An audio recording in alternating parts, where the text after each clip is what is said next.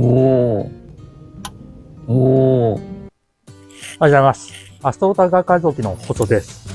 今日はインディ727のスイッチの移設についてです。これからもキャンプカーの動画を配信していきますので、チャンネル登録お願いします。軽キャンのインディ727ですが、スイッチが入り口付近にないので、暗い時にスイッチを入れようと思っても、手探りでスイッチを入れる必要があります。こちらのインディ727は10年前に作られたキャンピングカーですが、新しいインディ727は6連スイッチがこの辺り、そしてメインスイッチがこの辺りについています。この入り口からすぐ見える位置にスイッチがあった方が絶対便利ですので、このインディ727についてもこちらにあるメインスイッチと6連スイッチをこちらの面に移設したいと思います。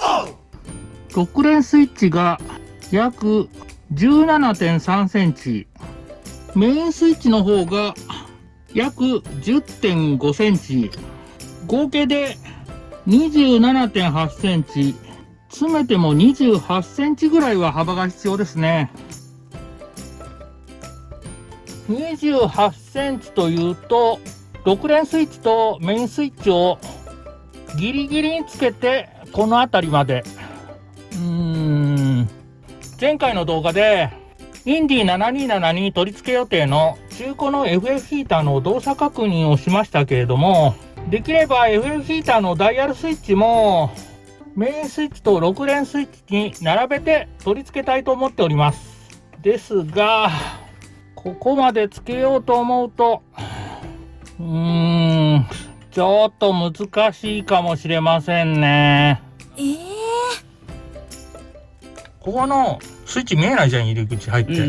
だからこっち側につけようと思ってんよ。あそこにつけるの？その方が便利でしょ。まあね、便利だけど、スイッチが多いけど大丈夫だ。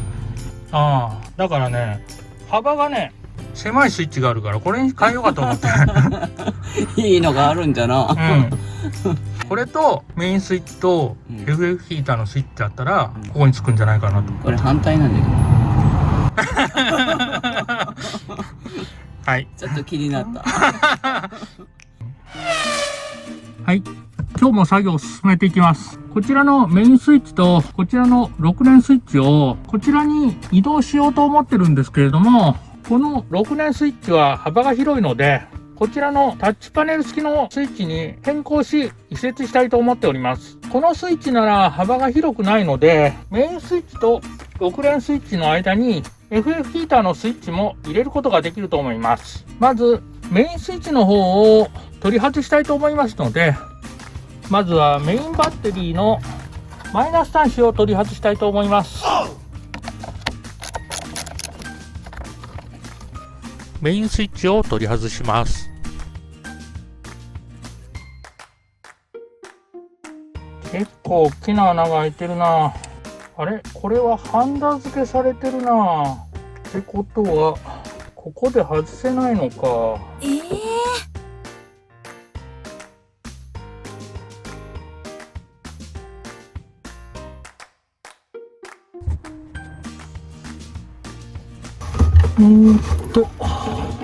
こで止めてあるな。ここのギボシを外せば大丈夫かな。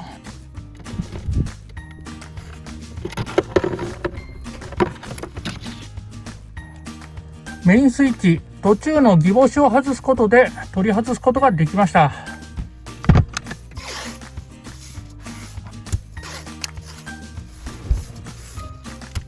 だいたい作図してみました。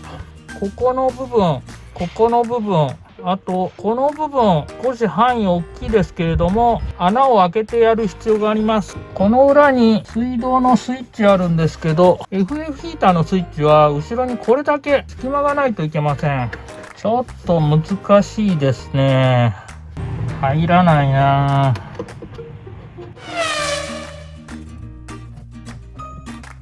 作図し直してみました。ここにタッチパネル式の6連スイッチ、そしてこちらにメインスイッチ、そしてここに FF ヒーターのスイッチを入れることで、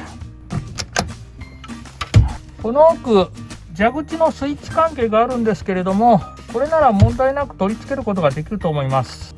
加工の邪魔になる扉を外します。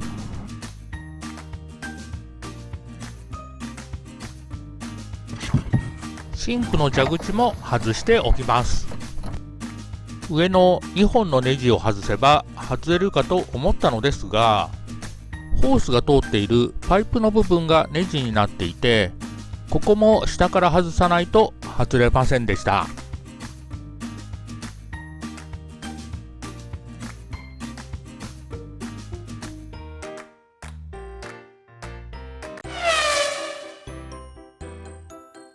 はい、今日はこちらのスイッチを取り付けるところに穴を開けていきたいと思います。前の動画で床の張り替えをするときに、こちらのシンクの家具は一回外に取り外しましたが、この狭い出入り口からこちらの家具を取り出すのは結構大変なので、今回は取り外さずに穴を開けていきたいと思います。穴を開ける前にダイソーのマスカーフィルムで養生しておきます。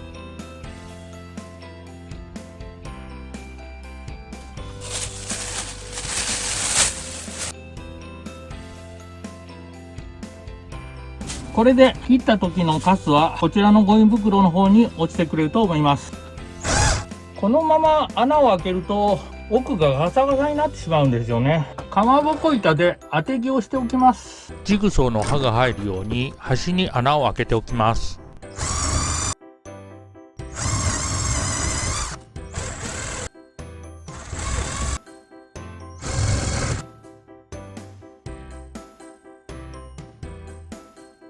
ゴミは狙い通りゴミ袋の中に入っています。端に穴を開けていきましたけれども、問題はこの天板を外さずにカットしていけるかですよね。この端の部分はちょっと難しいですね。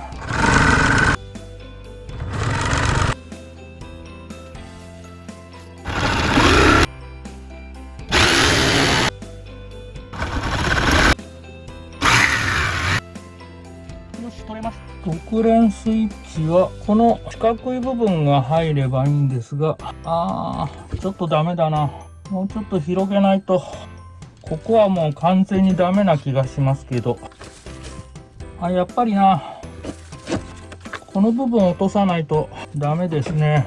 この天板の部分が邪魔で、ジグソーではこの奥の部分がカットできないので、マルチカットソー、こちらを使ってカットしていきたいと思います。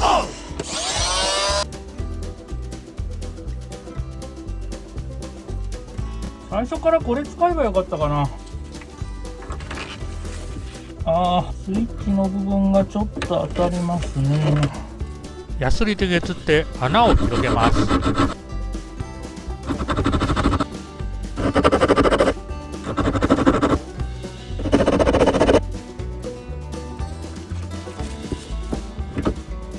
メインスイッチは入りましたね。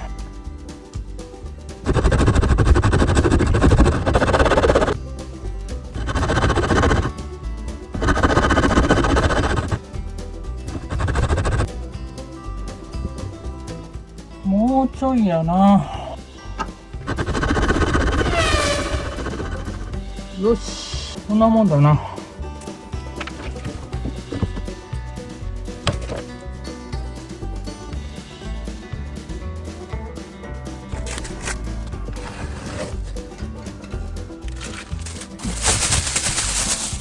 切りくずが少し散ってしまったので掃除しておきます。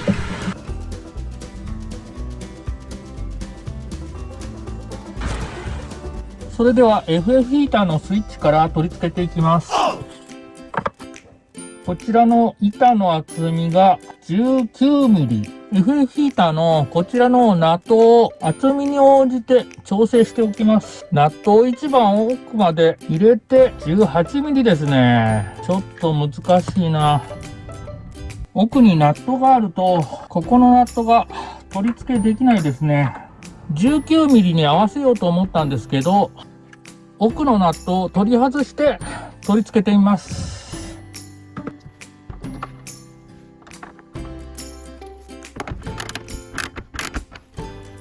スイッチと、少し中のスイッチの方が出ちゃいますね。厚さが 2mm のワッシャーです。これを FF ヒーターのスイッチの奥に入れて厚み調節します。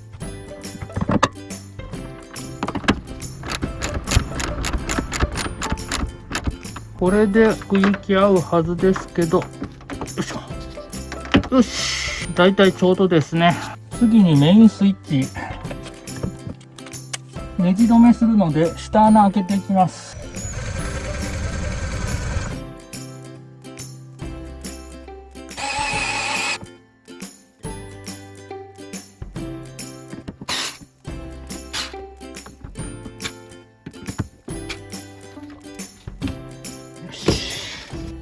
メインスイッチに配線を接続します。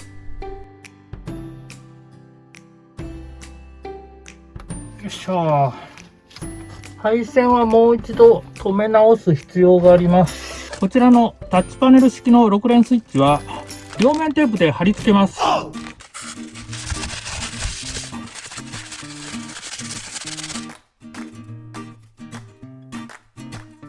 ちなみにこの6連スイッチは本体との間をケーブルでつなぎますので、先にこのケーブルを取り付けておきます。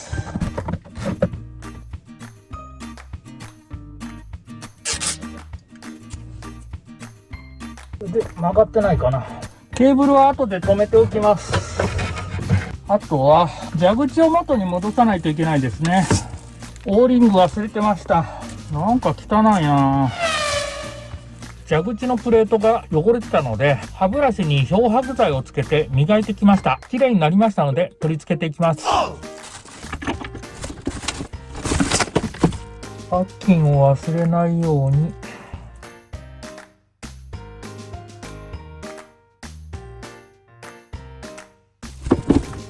ここがネジになってます。こちらの黒い部品を下からねじ込みます。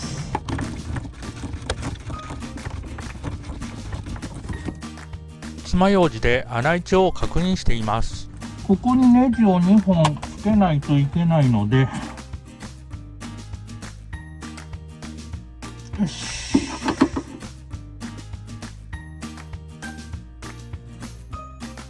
よっしゃ。こちらのタッチパネル式の6連スイッチを使用するので、もともとついてたこちらの6連スイッチは取り外します。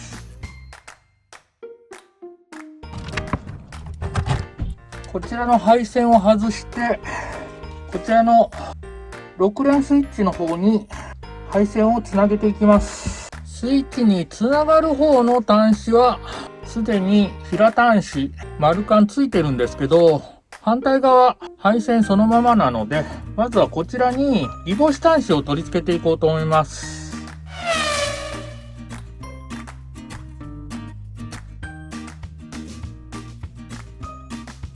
昨日取り付けましたタッチパネル式の6連スイッチの配線にギボシを取り付けました。こちらがタッチパネル式6連スイッチの配線側、こちらに配線を取り付けていきます。まずここにプラス、ここにマイナス記載があります。こちらサブバッテリーにつながる方です。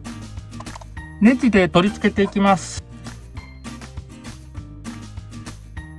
プラスの配線も取り付けていきます。こちらはタッチパネルにつながっているケーブルを取り付けます。こちらに1から6までの数字が記載されています。こちらの端子にギボシ端子を取り付けた配線取り付けていきます。1本ギボシ取り付け忘れてました。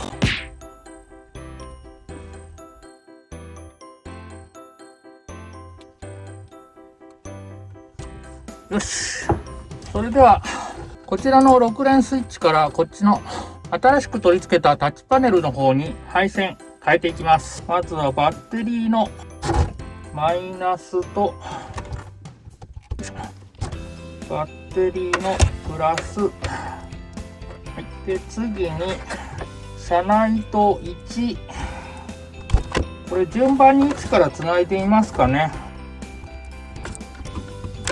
2番目が補助ライト。よいしょ。2番目が補助ライト。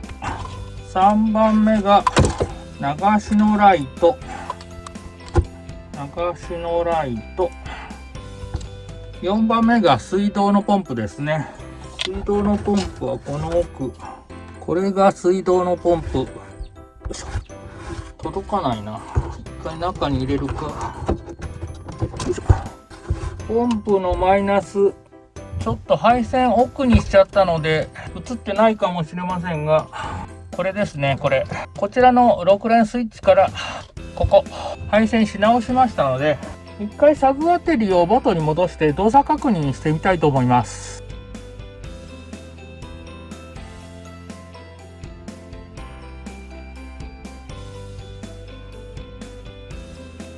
よいしょ。メインバッテリーの方は繋いでないんですけど、とりあえずサブバッテリーだけ繋ぎました。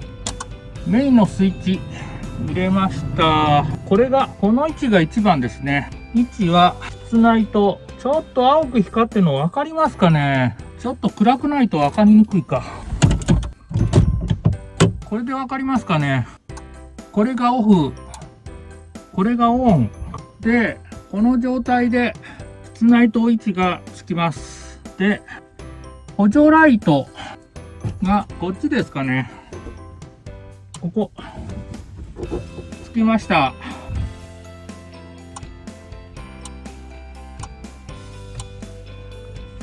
3番目が流しのライト。ここですね。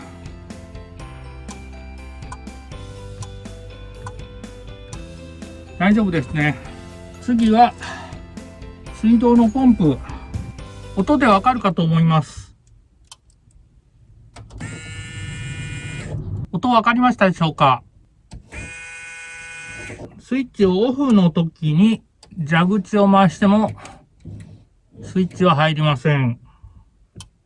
オンの時にポンプのスイッチ入ります。サブバッテリーを元に戻して動作確認をしてみましたが、問題なく作動しました。まだ配線の固定をしないといけませんが、次回 FF ヒーターの取り付けをしようと思っておりますので、FF ヒーターの配線も一緒にまとめて固定したいと思います。軽キャンのインディ727なんだけど、入り口入ってすぐにスイッチがなくて分かりづらかったでしょ。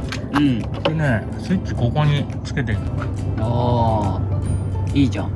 まだね、ラベル入ってないからどれがどれか分かんないけど、上の左から1、2、3ってついてるんだけど、2と3のボタンを押してみて。左の2と 3？ 上に1、2、3って数字が、小さい数字があるんだけど、それの2、おお。3。おお。これだったらさ、暗くてもさ、本当だね。すぐにスイッチ入れれるでしょ。で、これちなみに押したら消えるんこれ。もちろん。おお。すごい。あとはここに、キッチンのライトだとか、車内と位置とか、書いて貼っとけば分かりやすいかなと思うんだけど、2のボタンを押してみて。あのライトってさ、なんて書けば分かりやすい？元々の名称はね、補助ライトになってんだよ。流しライトはなんとなく分かるでしょ。2番補助ライトってちょっと分かりにくない？奥のライトでいいんじゃない？奥のライト一番奥の。どうかな。奥側。奥側、じゃあ、ライト、かっこ奥側って。車内灯、あれは車内灯でいいんかな？上は。上は、中央でいいんじゃない？車内灯、かっこ中央？なるほどね。それで貼っとこうか。ありがとう。はい。このタッチパネルには、ラベルが付属されていて、キッチンライトとかっていうラベルもあるんですけど、英語表記では分かりにくいので、テプラでラベル印刷してきました。貼っていきたいと思います。テプラの透明なシールに印刷したのですが、このままだとスイッチを何回か押し続けると薄くなってしまいますかね。この上から印刷していない透明なテープを貼って、その上でスイッチに貼ってみたいと思います。ちょっと曲がった。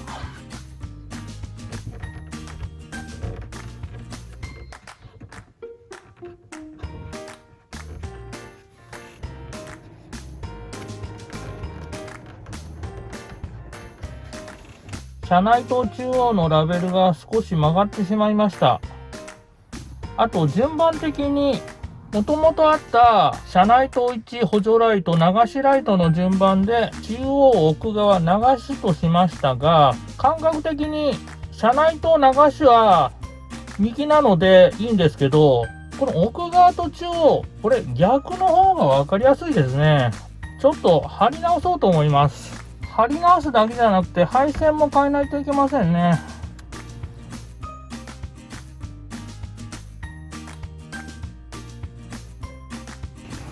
印刷し直してきましたので貼り直します。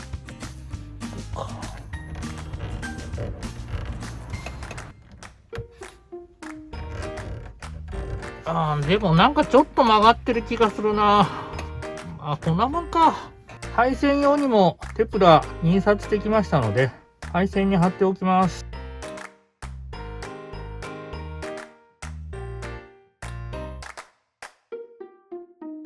はい、スイッチにテプラで印刷したラベルを貼り、配線の方にもテプラでラベル貼っておきました。ちょっと暗くなった時どうなのか車内暗くしてみます。どうでしょうか。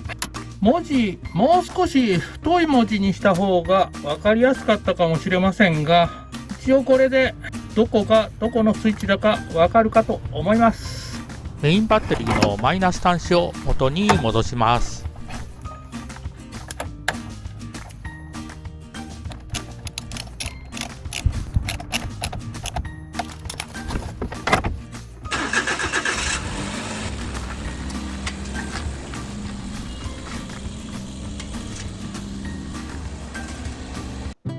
はい、今回は6連スイッチが入った時に見えなくてスイッチを押しにくかったので、タッチパネル式の6連スイッチに交換し移設してみました。これで入ってすぐにスイッチ見えますし、暗くてもメインスイッチがオンの時にはスイッチが光って分かりやすいと思います。こちらの6連スイッチにつきましては NC 福山 .com でも販売しておりますので、どうぞよろしくお願いします。今回の動画は以上になります。いつもいいねとコメントありがとうございます。これからも頑張って動画配信していきますので、チャンネル登録お願いします。最後までご視聴いただきありがとうございました。大きな穴が2箇所開いてしまいましたが、何か穴を活用するいいアイディアがありましたらコメントにてお願いいたします。